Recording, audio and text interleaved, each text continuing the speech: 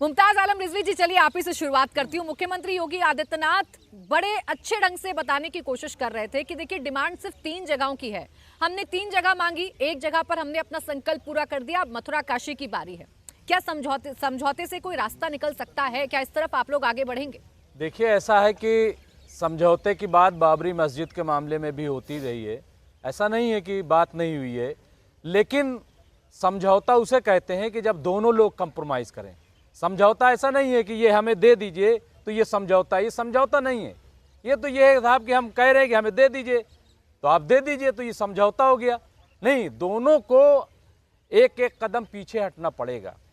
सवाल ये है कि चलिए अयोध्या की बात थी, कोर्ट का फैसला आ गया, कोर्ट का भी फैसला कैसे आया आपको पता है, लेकिन उस पर भी हम बात नहीं करते। अब चलिए मथुरा की बात आ गई, काशी, ये काशी की बात है। योगी जी कह रहे हैं, योगी जी क्या गारंटी लेंगे, क्या गारंटी लेंगे? 3000 कोई कह रहा है अभी मंदिर है जो तोड़ करके मस्जिद बनाई गई है, कोई कह रहा है 30,000 है। अरे भाई, कोई किसी की सुन रहा है क्या? हाँ, वो ठेकेदार पूरे अगर मुल्क के हो गए हों और उन्होंने कह दिया हो कि भाई ये हमने कह दिया, बस यही आखिर है। यही बात तो जब कल्याण सिंह थे चीफ मिनिस्टर, तो सुप्रीम कोर्ट में जाकर के हलफनामा दिया कि परिंदा पर नहीं मार सकता, और क्या हुआ? और यही योगी आदित्यनाथ जी हैं, मैं पूरी जिम्मेदारी से कह रहा हूं, सुप्रीम कोर्ट में गए, सुप्रीम कोर्ट में जाने के बाद कहा अतीक और अशरफ की जिम्मेदारी मेरी है। क्या हुआ? नहीं हुआ। नहीं, एक मिनट, सवाल ये है कि दो लोगों की जान तो बचा नहीं पाए, और अशरफ को आप और कह रहे हैं साहब कि हम जो है की हमें बात दे कर रहे दीजिए, थे उसके और बाद आपसे कुछ कह रहे नहीं थे कि होगा। क्या कोई समझौता संभव है या नहीं है। मुख्यमंत्री बड़ा स्पष्ट कह रहे हैं कि 3 जगह हमने मांगी है, एक जगह हमारी पूरी हो चुकी है, 2 जगहों पर हमारा दावा है। कोर्ट तो रास्ता निकाल ही रहा है, लेकिन उस कोर्ट पर भी आप लोग यकीन नहीं करते हैं। नहीं, कोर्ट पे यकीन करते हैं भाई। सुप्रीम कोर्ट का फैसला आया, आज भव्य राम मंदिर बना कि नहीं बना, किसने एतराज किया?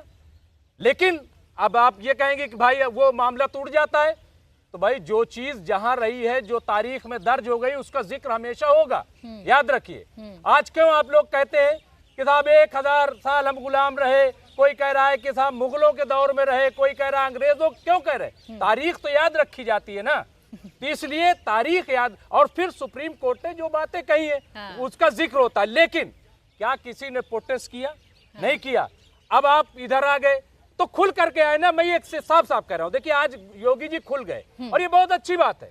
आप जो है ये नहीं कि साहब उन्होंने ऐसा कर दिया, तो हमेशा खुले ही रहते हैं। नहीं, खुले नहीं थे। नहीं, अब ये खुल करके आ गए। बात करिए, जब भी उन पर मथुरा की बात करिए, वो तो खुलकर ही बयान देते हैं। शायद आपके सुनने में कोई गलती हो गई होगी, वो हमेशा खुलकर ही बात करते हैं। अब अभी हम मुख्यमंत्री की बात कर रहे हैं, अब अदालत पर पहुंच गए। अरे अदालत ने तो फैसला दिया ना, उस अदालत पर आप लोगों ने सवाल उठाए। अभी व्यास जी के तहखाने में पूजा अर्चना शुरू हुई तो आप लोगों ने उठाए ना सवाल, आपने उसी अदालत पर सवाल उठा दिए, आपने जज साहब की नियत पर सवाल उठा दिए। जब इतने ही मानते हैं आप संविधान को और कोर्ट को, तो कम से कम जज साहब को तो छोड़ देना चाहिए था।